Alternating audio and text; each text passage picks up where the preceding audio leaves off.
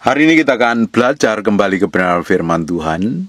Kita akan melihat bahwa di dalam kehidupan kita ini selalu ada dua hal, antara penderitaan dan mujizat Tuhan. Ada antara tekanan yang hebat dan pertolongan Tuhan. Sepertinya antara penderitaan dan pertolongan Tuhan itu seperti berjalan beriringan. Dan semakin hari kita bisa melewatinya, kita akan memilih pengalaman berjalan bersama Tuhan. Kita semakin kenal Tuhan kita. Makanya perjalanan hidup kita ini kadang tidak jelas ujungnya seperti apa. Tapi di saat tidak jelas itu ada tangan Tuhan yang menuntun kita berjalan dari kemenangan kepada kemenangan. Kadang kita dibawa ke dalam kondisi yang rasanya tidak mampu, tidak bisa. Kadang kita dibawa dalam kondisi yang benar-benar kita ini nggak tahu di ujungnya seperti apa, jalan keluarnya seperti apa. Dan ternyata di sana Tuhan buat sesuatu yang ajaib. Tuhan bikin pertolongan, Tuhan bikin breakthrough. Karena diizinkan penderitaan itu benar-benar kita alami supaya kita ini bergantungnya sama Tuhan. Dan selama kita kenal Tuhan, Tuhan selalu bawa terus, berjalan bersama Dia. Dan kita melewatin banyak kejadian, kita ngelewatin banyak hal-hal yang buruk, banyak hal yang jelek, tapi ternyata Tuhan beri pelajaran yang mahal buat kita. Di balik semua penderitaan yang kita alami, di balik semua tekanan yang hebat yang kita alami, selalu ada mujizat. Selalu ada kedaulatan Tuhan, selalu ada pertolongan Tuhan, selalu ada hal yang ajaib yang Tuhan kerjakan, sehingga membuat hati kita ini semakin hari semakin cinta Tuhan, yang membuat semakin hari kita semakin kenal Tuhan, bahwa Allah yang kita sembah benar-benar terbukti, Allah yang kita layani benar-benar hidup, Allah yang kita layani benar-benar memberi pelajaran yang mahal supaya kita ini semakin hari semakin dewasa di dalam Kristus. Di Kisah Para Rasul pasal yang ke-12 kita mau belajar dimulai ayat yang pertama. Kira-kira pada waktu itu Raja Herodes mulai bertindak dengan keras terhadap beberapa orang jemaat. Kenapa? Karena kekristenan di zaman Kisah Para Rasul itu begitu powerful, mempengaruhi banyak orang, merubah banyak orang. Ada mujizat, tanda-tanda ajaib. Mereka benar-benar mengalami Tuhan, mereka banyak dilawat Tuhan. Mulai Kisah Para Rasul pasal yang kedua, ketika mereka mengalami kepenuhan Roh Kudus, dilawat Tuhan luar biasa, hidupnya memberi dampak. Nah, ketika kita ini sedang berjalan bersama Tuhan, dan tentunya kita berjalan dalam kehendaknya, setan itu tidak suka. Selalu ada hal-hal yang dipakai setan untuk menjebak kita, menyeret kita, menganiaya kita, membuat kita ini lemah. Salah satunya penderitaan. Dan di zamannya Kisah Para Rasul pasal yang ke-12 ini, setan pakai Herodes bertindak dengan keras terhadap beberapa jemaat. Ngalami tekanan yang hebat ini, nyawa jadi taruhannya. Dan ia menyuruh membunuh Yakobus, saudara Yohanes, dengan pedang. Yakobus dibunuh, Yakobus mati, Yakobus dianiaya. Ini salah satu manifestasi dari pekerjaan setan. Bapak Ibu, ketika kita ini berjalan di dalam Tuhan, sekalipun kita mengalami tekanan yang hebat, sekalipun kita mengalami masalah yang rumit, Tuhan tetap ada. Bukti penyertaannya selalu terbukti, real, dan kita bisa lihat dengan mata kepala kita sendiri bahwa Allah benar-benar menyertai. Sekalipun Bapak Ibu sekarang hari ini berjalan dalam penderitaan, sekalipun hari ini berjalan tidak ada kejelasan ujung pangkalnya seperti apa, belum ada terobosan dan breakthrough, bahkan mengalami aniaya, seakan-akan Tuhan tinggalkan, seakan-akan doamu tidak pernah dijawab dan Tuhan melupakan kau. Tuhan tidak pernah melupakan, Tuhan selalu ada. Diizinkan aniaya itu. Di zaman Yakobus, di zaman Petrus, di zaman Kisah Para Rasul ini, Yakobus ngalami aniaya loh. Nyawa jadi taruhannya. Ini seorang martir yang hebat, orang yang hidup menyelesaikan garis akhir, mati dibunuh oleh Herodes. Herodes adalah lambang dari pekerjaan setan. Setan tidak akan pernah terima ketika kita ini berjalan dalam kebenaran. Karena dulu sebelum kenal Tuhan, kita ini miliknya setan. Kita ini hidup ngikutin kehendak setan. Ya, setan benar-benar dia pribadi yang tidak tahu diri, dia tetap ngeklaim bahwa kita ini miliknya. Makanya setelah kita ikut Tuhan selalu ditarik untuk menjadi miliknya. Jatuh dalam dosa, melakukan banyak kejahatan. Makanya kita harus menyerahkan diri kita sepenuhnya di hadapan Tuhan. Setan tidak akan pernah terima. Setan akan pakai manifestasinya apapun juga untuk menyeret kita menjadi miliknya. Nah, di zaman Yakobus dibunuh ini, Herodes begitu bertindak dengan kejam karena ada banyak hal yang terjadi. Kita akan lihat ayat yang ketiga. Ketika ia melihat bahwa hal itu menyenangkan hati orang Yahudi, ia melanjutkan perbuatannya dan menyuruh menahan Petrus pada waktu hari raya tidak beragi. Tidak ada berhenti hanya di Yakobus, tapi karena apa yang dilakukan Herodes ini membuat hati orang Yahudi sebagai merasa tersaingin, merasa saingannya murid-muridnya Kristus karena pengikutnya banyak, ngikutin Petrus banyak, mengikutin Yakobus banyak, mengikutin para rasul yang lain. Orang Yahudi ketika Yakobus dibunuh, hatinya senang, hatinya bahagia. Ada orang kadang ya di sekitaran hidup kita itu bahagia melihat kita ini menderita. Ada orang yang senangnya melihat kita ini hidup babak belur. Ada orang yang bersorak-sorai ketika kita mengalami tekanan, himpitan yang hebat. Ketika kita mengalami duka cita. Banyak orang suka ketika kita mengalami banyak hal yang buruk dalam diri kita. Bapak Ibu meski tahu bahwa setan memang senang karena setan kerjanya mencuri, membunuh, dan membinasakan. Ya, kita jangan pernah terpancing dengan seperti itu. Karena setan wujudnya roh, dia butuh manifestasi dalam pribadi orang untuk menyatakan pekerjaannya di muka bumi. Di zaman itu Herodes menjadi pernyataan perbuatannya setan. Dan orang-orang Yahudi yang punya kepentingan karena para pengikutnya hilang, dia senang ketika Yakobus dibunuh, membuat hatinya bahagia. Dan setan tidak akan berhenti sampai situ loh. Dia akan terus mengerjakan segala sesuatu seperti yang dikerjakan oleh Herodes. Ketika Yakobus dibunuh, membuat hatinya orang Yahudi senang. Dia tidak berhenti sampai situ. Dia menahan Petrus pada waktu hari raya tidak beragi. Supaya apa? Ketika Petrus ditangkap, dia menyuruh memenjarakannya di bawah penjagaan 4 regu, masing-masing berdiri dari 4 prajurit. Maksudnya ialah supaya sehabis Paskah ia menghadapinya ke hadapan orang banyak. Untuk apa? Dibunuh juga. Petrus akan dibunuh, dibinasakan setelah Yakobus dibinasakan. Kadang Bapak Ibu, setan selalu akan tarik kita, setan akan selalu jegal kita, setan akan selalu buat kita menderita. Nah, respon kita harus benar. Jangan kita memiliki respon yang salah. Kadang ketika kita mengalami penderitaan, respon hati kita yang tidak benar. Respon hati kita yang salah justru ketika engkau belum mengalami breakthrough, engkau belum mengalami terobosan, ketika engkau belum mengalami jawaban di dalam doamu dan pergumulanmu, kejar Tuhan dan cari Tuhan, berjalan bersama Tuhan. Kalau responmu salah, setan akan bertepuk tangan. Setan akan senang. Karena apa? Ada orang yang segera lagi akan dibinasakan.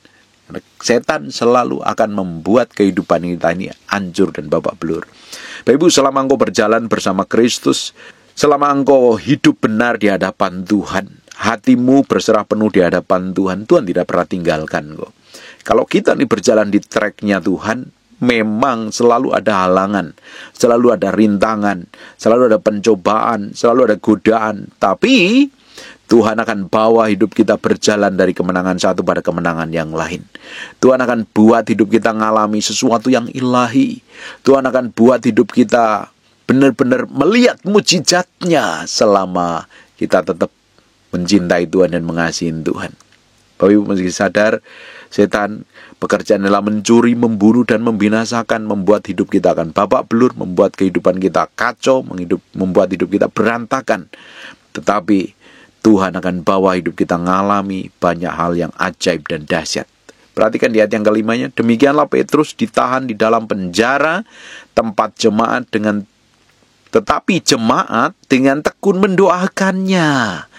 Ternyata Petrus sudah di penjara, tapi ada orang-orang yang setia mendoakan Petrus, dan kita akan lihat. Pada malam sebelumnya Herodes hendak menghadapkannya kepada orang banyak. Petrus tidur di antara dua orang prajurit terbelenggu dengan dua rantai. Selain itu prajurit-prajurit pengawal sedang berkawal di muka pintu itu. Perhatikan, selalu ada breakthrough dan terobosan. Kadang ada hal yang mustahil, tapi ketika kita berjalan bersama Tuhan, kemustahilan itu benar-benar terjadi dan Tuhan sendiri yang campur tangan. Tiba-tiba berdirilah seorang malaikat Tuhan dekat Petrus dan bercahaya, dan cahaya bersinar dalam ruangan itu. Malaikat itu menepuk Petrus untuk membangunkannya, katanya, "Bangunlah segera." Maka gugurlah rantai dari tangan Petrus. Hanya dibutuhkan tepukan di pundaknya Petrus dan bilang, "Bangun segera." Rantai yang membelenggunya rontok semuanya. Ini hal yang ajaib.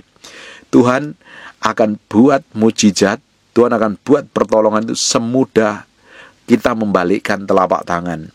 Tetapi dibutuhkan hati kita yang terus terjaga, hati kita yang terus terhubung, hati kita terus terkoneksi dengan Tuhan. Dan Tuhan sendiri akan muncul dalam kedahsyatannya. Jangan pernah menyerah ketika Bapak Ibu mengalami tekanan yang hebat. Jangan pernah putus asa ketika belum melihat terobosan. Karena Tuhan bisa kirim malaikatnya untuk buat sesuatu yang ajaib. Di ayat yang ke-8-nya, lalu kata malaikat itu kepadanya, "Ikatlah pinggangmu dan kenakanlah sepatumu." Ia pun berbuat demikian. Lalu malaikat itu berkata kepadanya, "Kenakanlah jubahmu dan ikut aku." Lalu ia mengikuti malaikat itu keluar, dan ia tidak tahu bahwa apa yang dilakukan malaikat itu sungguh-sungguh terjadi. Sangkanya ia melihat suatu penglihatan. Setelah mereka melalui tempat kawal pertama dan tempat kawal kedua, sampailah mereka ke pintu gerbang besi yang menuju ke kota. Pintu itu terbuka dengan sendirinya bagi mereka. Sesudah tiba di luar, mereka berjalan sampai ke ujung jalan, dan tiba-tiba malaikat itu meninggalkan dia. Ada pertolongan Tuhan secara ilahi. Di balik tekanan yang hebat, di balik himpitan yang hebat, Bapak Ibu, saudara-saudara yang terkasih, selalu Tuhan siapkan pertolongannya yang ajaib.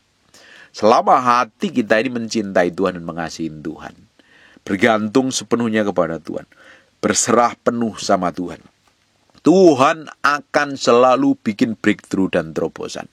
Selama perjalanan hidup saya bersama Tuhan sejak dari tahun 96 dan terus berjalan sampai hari ini, saya layani Tuhan, saya kenal Tuhan, saya cintai Tuhan, dan saya hidup benar, berusaha melakukan kebenaran firman Tuhan, melakukan apa yang benar-benar sesuai dengan Tuhan. Kadang memang secara daging seringkali bikin kesalahan pelanggaran, tapi selama kita ini berjalan bersama Tuhan, Tuhan tidak pernah tinggalkan kita.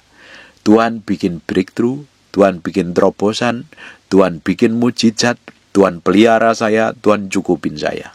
Bapak Ibu, hari ini engkau ngalami tekanan apa? Engkau sedang terpojok, masalah keuanganmu, masalah bisnismu, usahamu, masa depanmu, seakan-akan sudah benar-benar nggak tahu jalan keluarnya, hopeless, nggak ada pengharapan lagi. Ini pasti segera hancur ini pasti segera binasa ya. Pada suatu hari saya pernah di titik terendah sekali, seakan-akan pelayanan saya ini sudah mau hancur. Bahkan beberapa tahun terakhir ini, seakan-akan saya ini udah akan selesai, ini akan dipanggil Tuhan. Di awal-awal pelayanan di Jakarta dulu, wah ini segera selesai nih, saya udah gak punya pengharapan. Benar-benar saya gak tahu apa yang harus saya perbuat. Benar-benar kelihatannya gak ada terobosan, dan ternyata sampai hari ini Tuhan bikin terobosan. Selama hatimu nempel sama Tuhan, selama engkau berserah sama Tuhan, Tuhan selalu bikin mujizat. Tetapi setan akan menghalangi, setan akan buat kamu tidak bisa melihat tujuan Tuhan. Setan akan buat engkau putus asa karena benar-benar terdesak. Mungkin sudah final ini, sudah gak ada jalan keluarnya nih. Sebentar lagi akan babak belur nih. Sebentar lagi akan hancur nih. Sekalipun di dalam penglihatanmu engkau gak akan melihat terobosan, dan engkau benar-benar terdesak di saat terakhir, Tuhan bisa bikin terobosan seperti yang dialami oleh Petrus loh. Dikirim malaikat yang menepuk Petrus untuk membangunkan dia.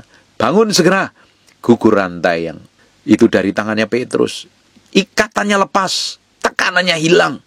Dan langsung ngikutin. Dan ujungnya dia ngalami kelepasan.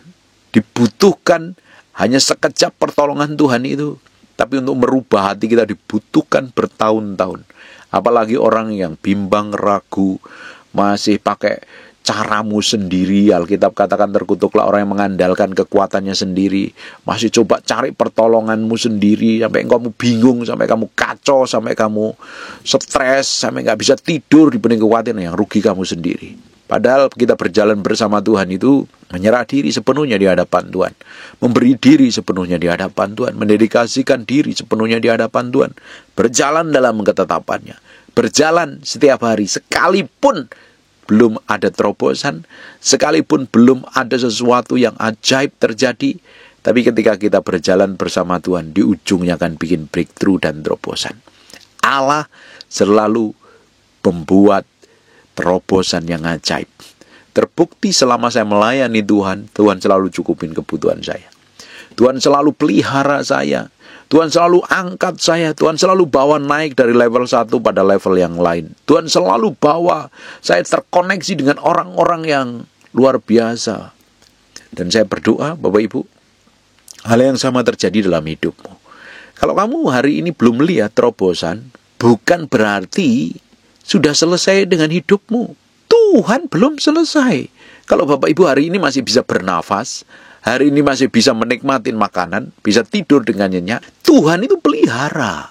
Hanya persoalan kita belum terselesaikan. Bukan berarti tidak ada jawaban dalam kehidupan kita.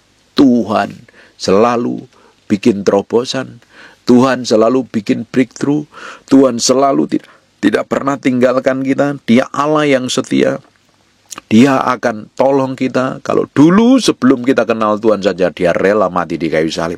Apalagi hari ini kita yang sudah mencintai Tuhan, kita yang sudah mengasihi Tuhan, kita sudah memberi hidup senama Tuhan. Tuhan tidak akan pernah tinggalkan kita. Tidak perlu khawatir, tidak perlu cemas. Jalan terus sama Tuhan. Step by step Tuhan akan koneksi Bapak Ibu dengan orang-orang secara ilahi.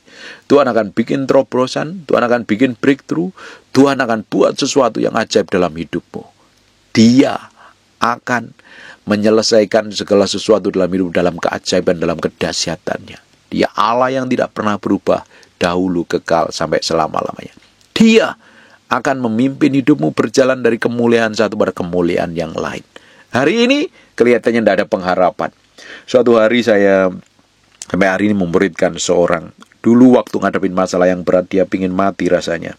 Dia sudah tidak mampu, rasanya sudah putus asa, merasa tidak berharga, merasa hidupnya hopeless, sudah mengecewakan Tuhan, sudah mengkhianatin Tuhan, bahkan sudah melakukan kejahatan, sudah melakukan hal yang najis dan kotor.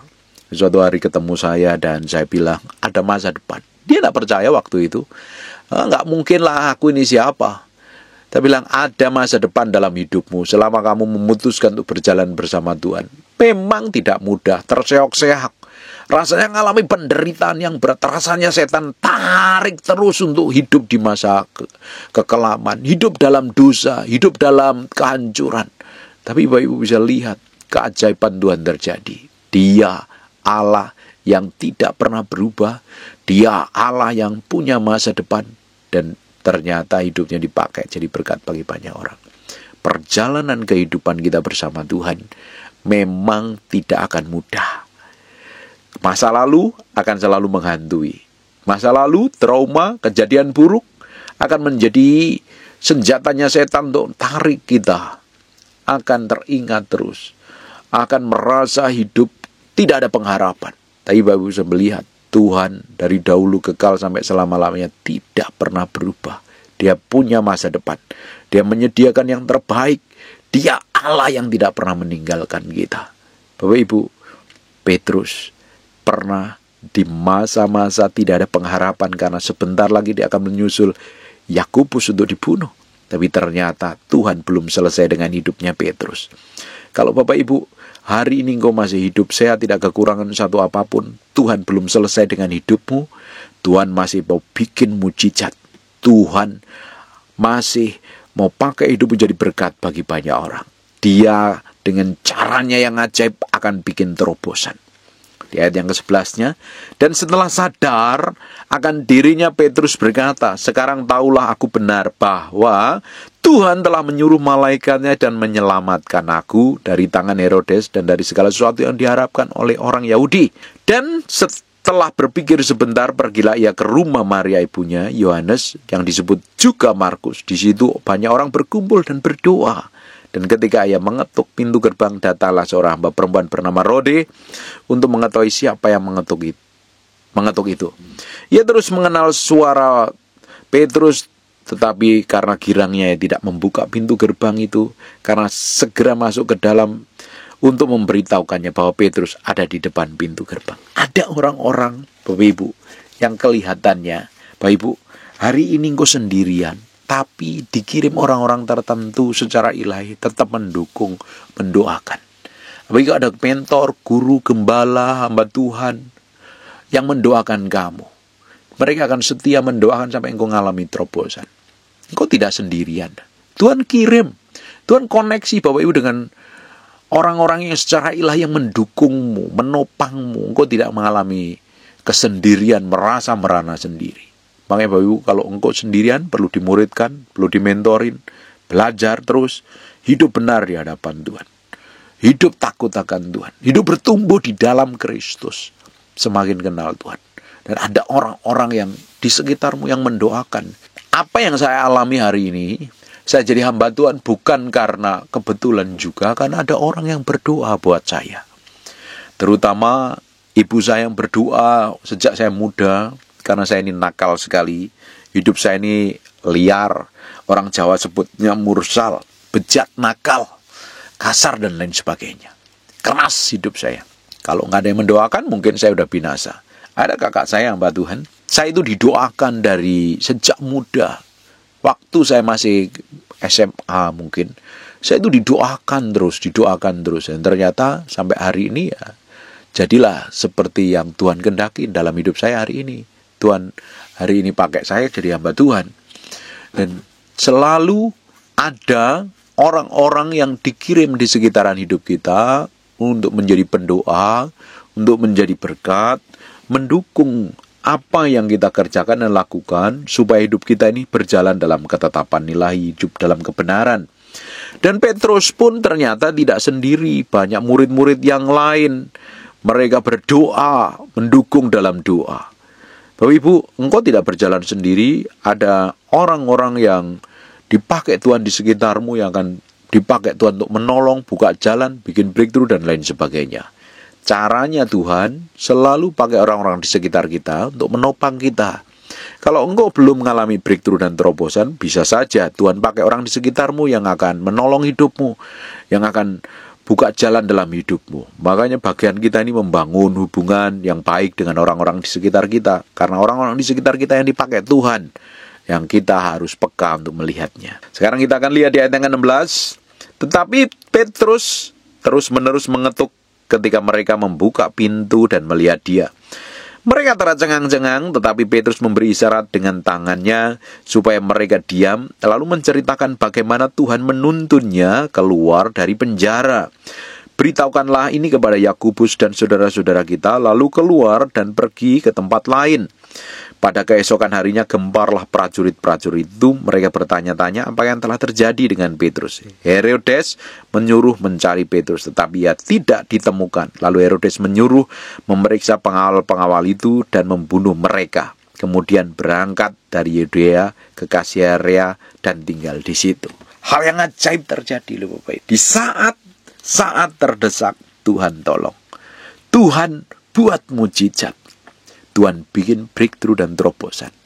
Nah, ketika Tuhan buat mujizat, Tuhan bikin breakthrough dari kesesakan yang hebat tadi, dari ancaman pembunuhan, ancaman binasaan yang dilakukan oleh Herodes.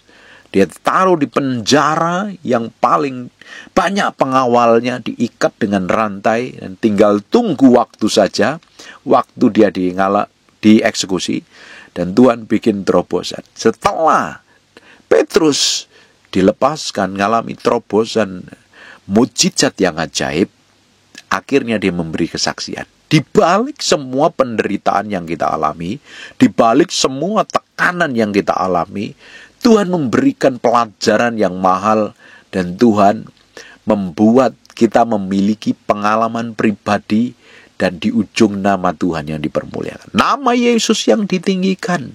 Di balik kejadian-kejadian yang kita alami, Tuhan sedang mempersiapkan kita memiliki sebuah pengalaman perjalanan bersama Tuhan. Dan di ujungnya, hidup kita menjadi kesaksian bahwa Yesus Kristus adalah Tuhan Raja di atas segala raja. Allah yang perkasa, Allah yang dahsyat, Allah yang sanggup, Allah yang luar biasa. Dia Allah yang tidak pernah berubah, akan menuntun kita, membawa kita berjalan dari kebenaran kepada kebenaran, dari kemuliaan kepada kemuliaan, dari iman kepada iman. Kadang di prosesnya, berjalannya itu tidak mudah, ngalaminya itu tidak mudah. Tapi setelah selesai dari semua kejadian-kejadian yang kita alami, dan kita memiliki kesaksian yang hebat. Bapak Ibu ingat di kitab Wahyu, salah satu senjata yang paling ampuh adalah kesaksian. Oleh darah anak domba Allah kita mengalahkan iblis. Oleh kesaksian kita. Kesaksian kita akan menceritakan keajaiban Tuhan, menceritakan kedahsyatan Tuhan, menceritakan bahwa Yesus Kristus dari dahulu kekal sampai selama-lamanya tidak pernah berubah. Dia Allah yang selalu bikin terobosan. Hari ini Bapak Ibu, Tuhan belum selesai dengan hidupmu. Dia masih bekerja dengan caranya yang ajaib, sekalipun tidak seperti yang Bapak Ibu harapkan. Tetapi Dia Allah yang setia. Tetapi Dia Allah yang hebat. Tapi Dia Allah yang dahsyat. Allah yang tidak pernah berubah, dahulu kekal sampai selama-lamanya. Allah yang selalu akan buat sesuatu yang ilahi dalam hidup kita. Jadi saya berdoa, apa yang kita pelajarin hari ini akan semakin meneguhkan hati kita, bahwa di balik semua penderitaan, di balik semua tekanan, Tuhan sedang menyediakan sesuatu yang ajaib. Perjalanan kita bersama Tuhan itu satu paket. Ada penderitaan, ada tekanan, ada aniaya mungkin. Tapi di sisi lain, Tuhan menyediakan mujizat. Tuhan sedang menyediakan hal yang ajaib. Tuhan sedang menyediakan perjalanan yang penuh dengan mujizat, hal-hal yang ilahi. Dan kita akan memiliki kesaksian yang jadi berkat bagi banyak orang, dan nama Tuhan yang dipermuliakan. Amin. Tutup matamu, tutup Alkitabmu, kita berdoa. Bahwa terima kasih buat firman-Mu, kami materaikan dengan darah anak domba Allah. Firman ini nempel dalam hati kami, berhari-hari, berminggu-minggu, berbulan-bulan firman ini jadi kehidupan. Dan namamu berdoa setiap orang yang mendengar firman ini jamah, dipulihkan. Yang alami tekanan bisa melihat pengharapan di dalam Tuhan, bahwa Allah sanggup buat sesuatu yang ajaib. Bahwa Allah yang dahulu kekal sampai selama-lamanya tidak pernah berubah. Dia Allah yang selalu menyertai, memproteksi, melindungi, menyediakan yang terbaik dalam hidup kita. Terima kasih ya Tuhan. Bagimu segala pujian, hormat, pengagungan. Tuhan terima kasih. Hamba-Mu berdoa untuk orang yang rajin mendengar firman-Mu. Yang hamba-Mu sampaikan ini, Tuhan berkati mereka. Pekerjaan, bisnis, usaha, pelayanan, Tuhan proteksi, jaga, lindungi, beri umur panjang, kesehatan, dan damai sejahtera. Hamba berdoa untuk orang yang sakit dan mengalami kelemahan tubuh oleh bilur Yesus, oleh darah Yesus. Jadilah tahir, jadilah pulih, jadilah sehat, seperti sedia kala. Terima kasih ya Tuhan. Bagimu pujian, hormat, pengagungan. Dalam nama Yesus Kristus kami berdoa dan mengucap syukur. Haleluya. Amin. And God bless you. Ada orang-orang tadi, ketika engkau merasakan kuasa Tuhan, angkat tanganmu. Angkat tanganmu. Maju ke depan. Roh Kudus, aku mau buktikan kau hadir dalam Tuhan. Bukan karena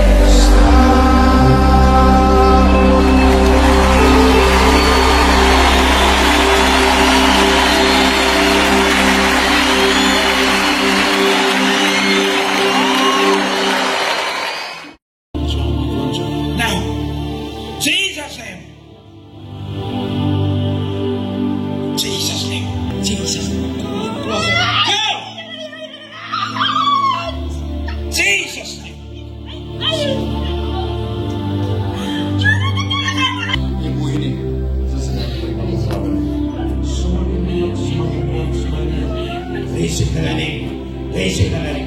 Go. Saya lihat dalam mimpi ketika saya berdoa, ada urapan Tuhan. Kuasanya power. Receive in the name.